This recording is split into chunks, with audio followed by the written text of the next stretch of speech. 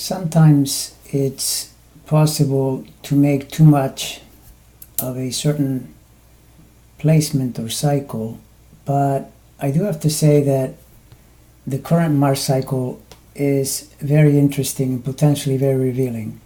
Notice here that at the time of the 2016 election, just as it was concluding, Mars was in very late Capricorn. And if we check our trusty ephemeris for 2018, we see that Mars reached the return point already by mid-May, and then it went forward into Aquarius and retrograded in late June from 9 degrees Aquarius. And we find ourselves in August, in late August, as a matter of fact, right in this range right now, in the same degrees once again. In fact, there's a station on the 28th, very close to those degrees. This is a little unusual. Normally, Mars has an approximate 2-year cycle. This one is a little less than 2 years, and in fact, it reached the degree quite a bit less than 2 years, and then now it's finally concluding the pass through those degrees, and it's because of the retrograde motion that it went through.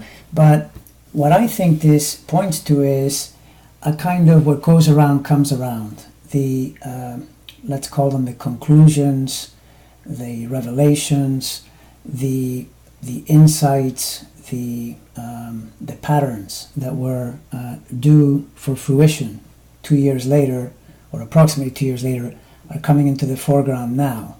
And if you look at this in Trump's chart, it's actually a very negative situation, because the Mars, when he was elected, was cutting across the 6-12 axis, which is not a friendly axis. That's where you get into enemies and losses and all kinds of problems. And so you could have predicted from that point forward that things were not going to go well.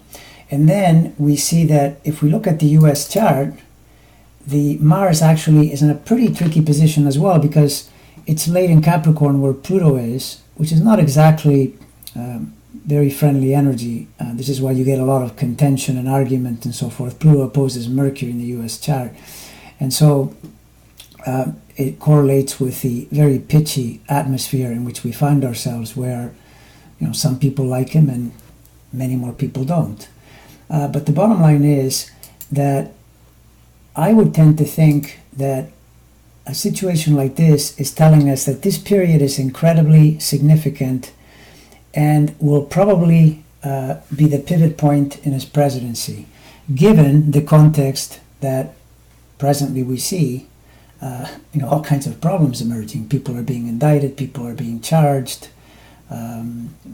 allegations are being made, and to my mind, none of it seems positive. And I would tend to think that between Mars being in where it is, signaling the what goes around comes around factor, and that Saturn in early September will also go direct, I would say all of this is yet another very negative signal toward Trump and his administration.